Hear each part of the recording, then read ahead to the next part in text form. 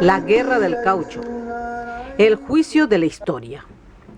El juicio histórico de la explotación cauchera quedó postergado, pero no debe ser olvidado.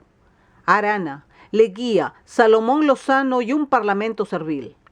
Y la participación activa del colonialismo inglés y la presencia geopolítica del imperialismo yanqui.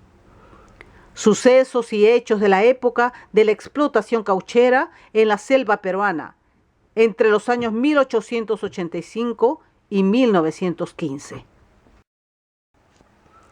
La explotación del caucho está íntimamente ligada a otras situaciones, principalmente al largo conflicto con Colombia, así como a personajes controversiales que surgieron en esa época, algunos de ellos incluso de vida novelada, como el periodista limeño Benjamín Saldaña Roca, presuntamente anarquista, el cónsul inglés Roger Casmont, como quien Mario Vargas Llosa publicó la novela El sueño del Celta. Los empresarios caucheros Julio C. Arana y Carlos F. Fitzcarral, el juez Carlos Valcárcel, entre otros, además del rol que desempeñaron diferentes diarios, La Felpa, La Sanción de Iquitos, El Comercio de Lima, así como la revista inglesa Truc.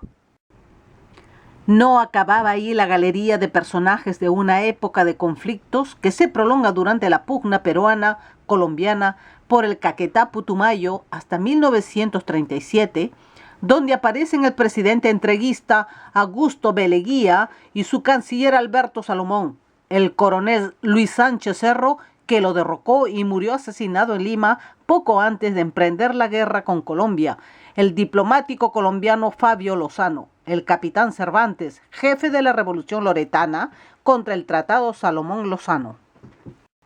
No se puede obviar la actuación de Colombia, que litigó desde el siglo XIX por expandirse al Putumayo, mediando incluso enfrentamientos armados y hábil juego diplomático. Estados Unidos se inmiscuye porque apoyó la separación para constituir el Canal de Panamá y compensó apoyando a Colombia para alcanzar el Putumayo. Inglaterra, por su parte, es un muestrario de manipulaciones e hipocresías.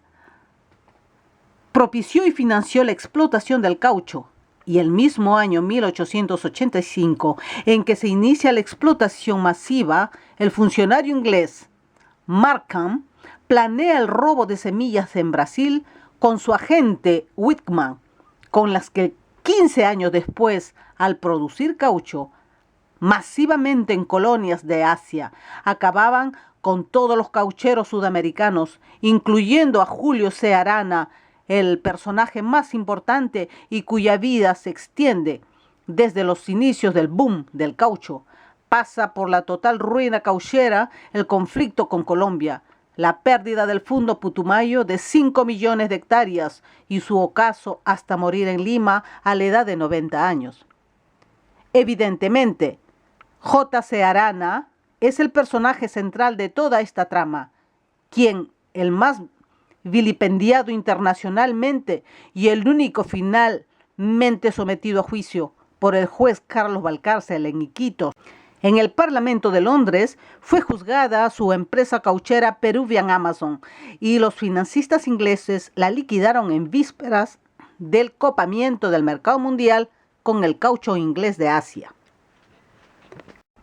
El juicio histórico de la explotación cauchera quedó postergado, pero no debe ser olvidado. El juicio histórico a J.C. Arana debe ser abordado en interacción con los intereses internacionales que se movieron en el entorno en aquella época. Un resumen de esta cuestión debe tratar principalmente los siguientes puntos. Primero, historia e intereses tras el caucho.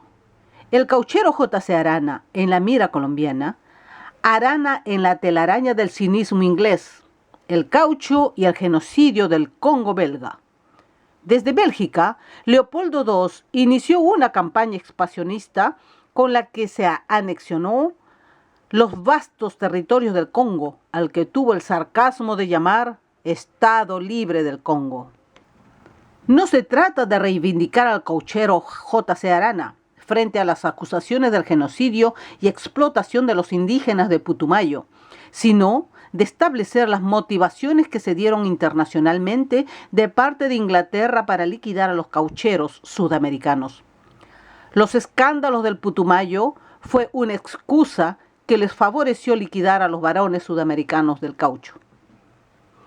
Segundo, a finales del siglo XIX, el Perú se encontraba acosado por sus vecinos en todas sus fronteras.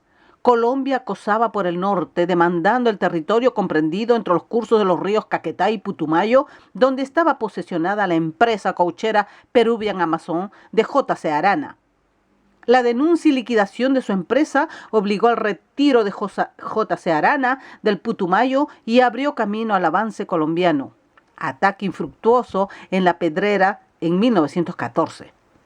Seguido del Tratado Secreto Salomón Lozano de 1919 y la entrega del territorio por Augusto B. Leguía, consumada por Óscar R. Benavides en 1937. Tercero, el cinismo inglés de acusar y liquidar a J.C. Arana se pone de manifiesto porque desde el inicio de la explotación del caucho sudamericano en 1885 planeó el robo de semillas en Brasil y estableció plantaciones en sus colonias de Asia, cuya producción fue puesta al mercado en 1915. Este fue siempre su objetivo. En esta confabulación se incluye el gobierno de Estados Unidos, que apoyó la secesión de Panamá para obtener el permiso de construcción del Canal de Panamá que le negaba Colombia, país al que compensó apoyándolo en la campaña contra J.C. Arana y presionando a la Sociedad de las Naciones y al presidente peruano Augusto B. Leguía. 4. La biografía de J.C. Arana, la vida del empresario nacido en Rioja, San Martín, comerciante de sombreros de paja de la época, llamados Panamá, y después extractor de caucho que fundó empresas sucesivamente en Iquitos, Manaos, Londres, Suiza y Nueva York, con una inmensa fortuna que se arruinó, pero después fue alcalde de Iquitos y senador por Loreto. Sobrevivió a todos sus detractores directos. Murió en 1952. Quinto, Benjamín Saldaña Roca y la campaña periodística de denuncias en Iquitos, igualmente del inglés Paternoster y del norteamericano Underburg, la vocación entreguista de Leguía, Sánchez Cerro y Benavides, y de la oligarquía entreguista y pro-anglosajona. Hay hechos de los políticos como, por ejemplo, el refugio y la protección de Haya de la Torre, la embajada colombiana en Lima, del envío de un avión por parte del gobierno colombiano para recuperar a Alan García de Lima hacia Bogotá. Esta guerra del caucho que nos trajo muerte, corrupción y presencia de intereses políticos y económicos extranjeros. Este conflicto en la que perdimos una gran parte del territorio nacional de zonas ricas en recursos naturales a manos colombianas y debido al control por sus fuerzas militares y el Amazonas, cercenando nuestra soberanía nacional. Solo nos queda denunciar a los agentes extranjeros y nacionales que trabajaron y trabajan para potencias extranjeras. Solo nos queda educar a nuestra juventud para que estos actos no se vuelvan a repetir.